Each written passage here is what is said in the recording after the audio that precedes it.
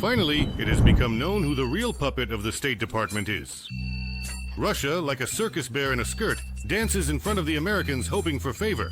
At the moment when Ukraine is negotiating with Trump for every gram of its natural resources, the pale geostrategist declared that he is ready to hand over all his country's resources to Washington completely. By the way, we would be ready to offer to our American partners, when I say partners, I mean both administrative and governmental structures, as well as companies, if they showed interest in joint work. We undoubtedly have, I want to emphasize this, significantly more resources of this kind than Ukraine. It literally feels like Trump has put Putin on his hand like a ventriloquist's puppet. And Russia is one of the undisputed leaders in reserves of these rare earth metals. We have them in the northern maritime zone, in the Caucasus, in Kabardino-Balkaria, and in the Far East. We would be happy to work together with any foreign partners, including American ones. Yes, by the way, regarding the new territories, the same applies. We are ready to attract foreign partners, as there are certain reserves there as well. We are ready to work there with our partners, including American ones. Just think about what the Dwarf Führer is saying. He is willing to give Americans the resources of Siberia and, most astonishingly, the occupied Ukrainian territories. This is some kind of disgrace. So Putin sacrificed 1 million Russians, dead and wounded, so that Americans could make money in Donbass. What a strategic move. Oh my. Fate has unfolded. Thus, it was God's will. Russians were so shocked by this news that their kokoshnik fell into their bast shoes. After all, Kremlin propaganda was saying that Russia is not even fighting Ukraine, but specifically the United States and NATO. There is currently a war with NATO on Ukrainian territory, and it cannot be perceived in any other way. Who said that our goal is to defeat Ukraine? Our mission is different. If you are going to fight, then our mission is to defeat America, not Ukraine. The flight missions of the Sarmat missile to Washington strike Sarmat at the enemy's cities, like... To Washington. From every corner, the Ostankino cockroaches squeaked. Russia started the war to protect Russian natural resources from the cursed West, and to drive the Americans out of the historically Russian lands. Someone even publicly mocks the idea, claiming it's unfair that the wealth of a region like Siberia belongs to only one country. Well, it's strange to hear such things. Everyone seems to want to bite us or take something from us, but those who plan to do so should know that we will knock out their teeth so they can't bite. I'm looking with my head. Damn, this is impossible, guys. But here, a moth with a flap of one wing turns everything upside down. Americans are now partners, and their decaying values are not so decaying after all, but actually quite close to Russia's. When there are different values, you simply can't build any communication. With Americans, with the current Americans, some value aspects are very, very similar. I won't say they are identical, but nevertheless, on the level of values, we understand each other. And this makes it possible to open something called communication and further political bargaining. Obviously, Putin's army is at an impasse. It is clear that Russia will not be able to capture and destroy Ukraine. It is evident that even the serf-like Russian society is demoralized by huge losses and is starting to simmer gradually. The mood of betrayal has permeated everything. If Russia is asking for negotiations, offering negotiations and requesting them, there is no difference. Offering and requesting are the same from the perspective of international politics and the military. Then it might have some reason. Russia feels its own weakness.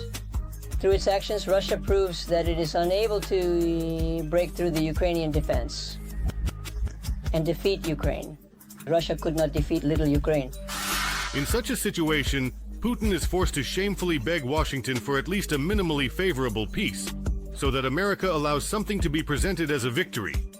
And for this, Putin is ready to pay with resources, values, and of course, the fervent patriots of Russia. The hunt has already begun for those who cried out about betrayal and collusion. But most importantly, anyone who now says, oh, this is a collusion, oh, again without us. Clearly, this is a person who is afraid of losing their trough. Brigades will be needed, and I think they will be needed in the future. This is autumn.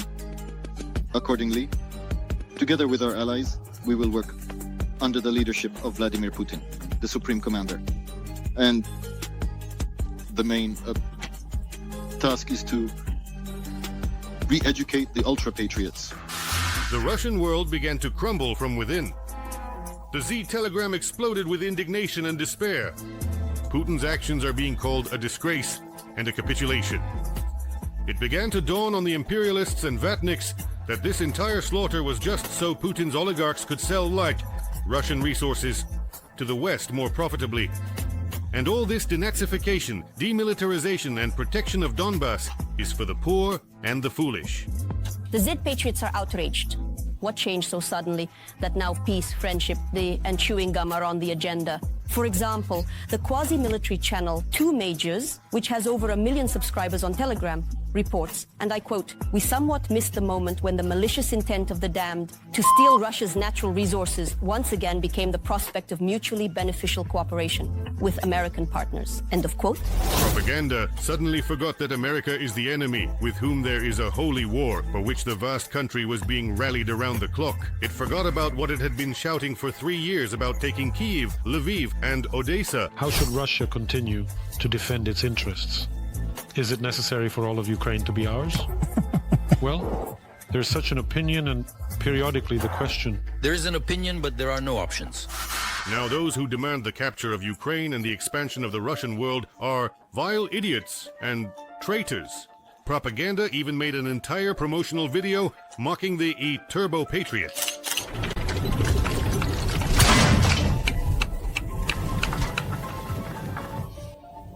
Listen, what are they doing there? They take each village for a month.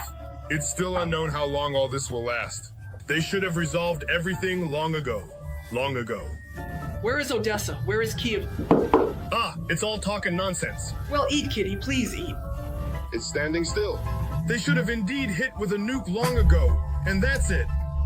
There shouldn't be any Ukraine at all. Look at what they're currently writing. Some bots don't pay attention. Let's agree now, and we'll all go home to our own.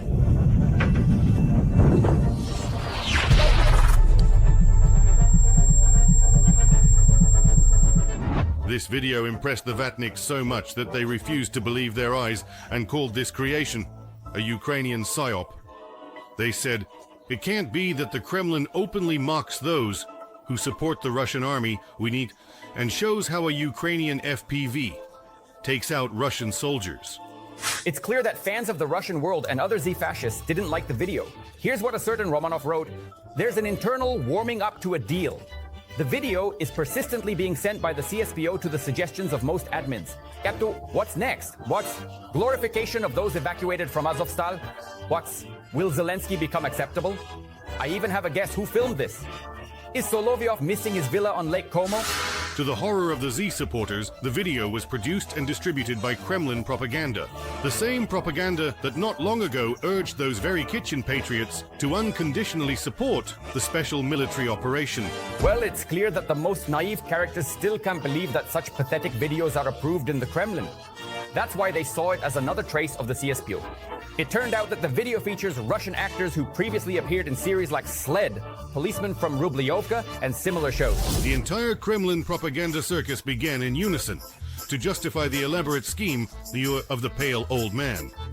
Just yesterday, they were foaming at the mouth, demanding the dispatch of thousands of suicide troops to capture a settlement in Donbass. And today, they are happily explaining how wonderful it is to give this settlement to the Americans, or even return it to Ukraine, so that Putin can be taken back into the G7. And the weakened Russian Federation, which has been swept away. Practically, its fleet has been swept from the Black Sea, from the Caucasus, from Syria to hell. Moreover, NATO. Remember how it all started? NATO has actually moved right up close. Such a Russian Federation needs to be further detached from China and turned into a weakened raw material appendage for the new Trump-era industrialization of the United States. The Kremlin's calculation is clear. It is confident that after 70 years of communism and 25 years of Putinism, Russian society has forgotten how to think. It simply does what the television tells it to do. They said that NATO wants to capture a wooden outhouse in Sizran, and everyone tightened their belts so there would be enough for the Armata and Sarmat. They said there are Nazis in Ukraine, and everyone rushed to draw Z's on their foreheads. They pay taxes. They applaud the Nazis. They voted for Zelensky. They want a European way of life. Since 1991, they have confidently followed this path. Now they are reaping the consequences of this path. But we are not destroying everyone broadly. Just a moment. Only those... Just a moment. I'm not going to choose. And today they said that they destroyed Donbass, sacrificed hundreds of thousands of Russians and Russian-speaking Ukrainians so that American capitalists could become even richer at Russia's expense. Ironically, this completely repeats the tale of the tops and roots. In Russia, in the occupied territories, the tops remain with ruined cities, completely destroyed infrastructure and enterprises. And the Americans get the only thing left intact, the subsoil. The President of the United States, Donald Trump, supported the idea of making a deal with Russia for access to rare earth elements.